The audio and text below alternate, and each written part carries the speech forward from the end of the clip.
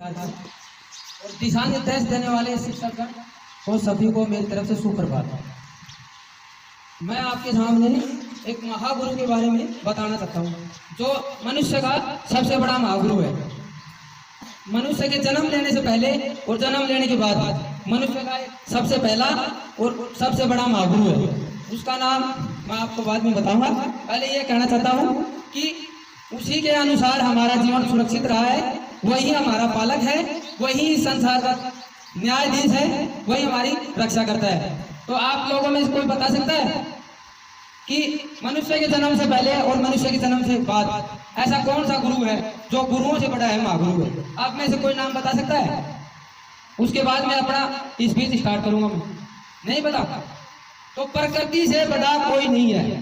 प्रकृति जो सिखा सकती है वो दुनिया की कोई संस्था नहीं सिखा सकती। प्रकृति ने जो सिखा दिया वो ही हमारे जीवन में लागू होता है। प्रकृति ने 5 रूपों के आधार पर मनुष्य को शिक्षित किया है।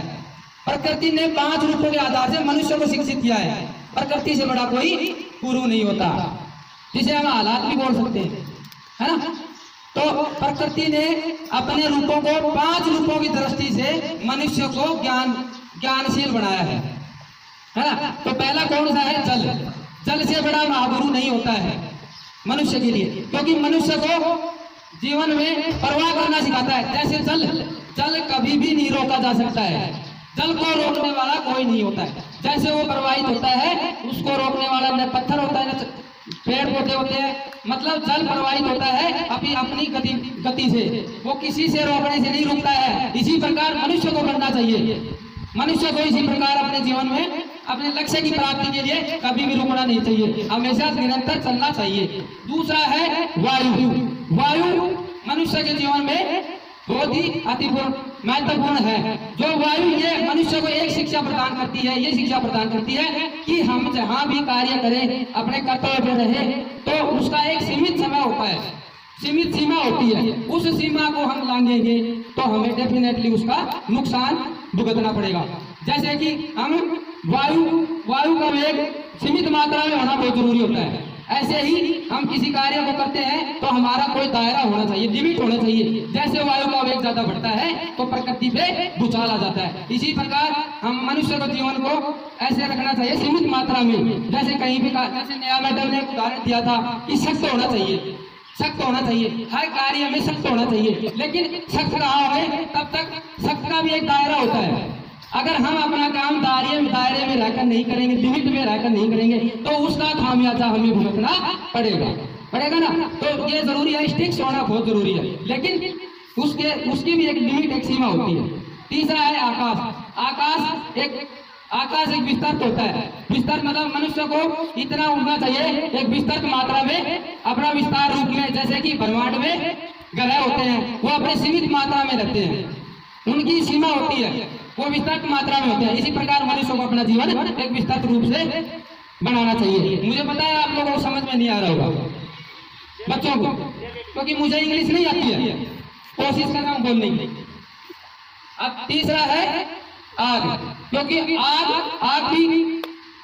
आग मनुष्य का एक जैसे कि और कॉन्फिडेंस होता है। तो आग अगर ज्यादा हो जाएगी ना तो डेफिनेटली नुकसान होगा। तो मनुष्य में और कॉन्फिडेंस नहीं होना चाहिए, उत्साहवर्धक कभी भी नहीं होना चाहिए। अपने काम जितनी ऊर्जा हमें चाहिए उतनी लगाना चाहिए, फालतू की ऊर्जा खर्च नहीं करनी चाहिए। जैसे कि खाना बनाने में अलग अलग तरीके से हम ऊर्जा का इस्तेमाल करते हैं ना, उसी प्रकार मनुष्य को इतनी ऊर्जा खर्च करनी चाहिए जितनी जरूरत होती है। अनावश्यक ऊर्जा का इस्तेमाल नहीं करना चाहिए, उसका खामियाजा हमें भुगतना पड़ेगा। चौथा नंबर क्या है? चौथा नंबर, हाँ जी,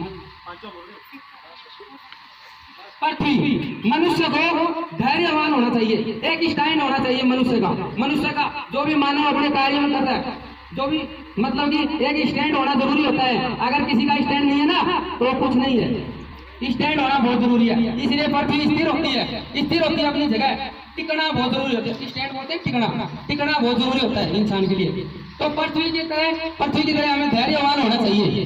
अंत में मैं आपको इतना कहना चाहता हूँ कि कुछ हिंदी के दो सुविचार प्रकट करना चाहता हूँ। स्पीच मेरा समाप्त हो चुका है।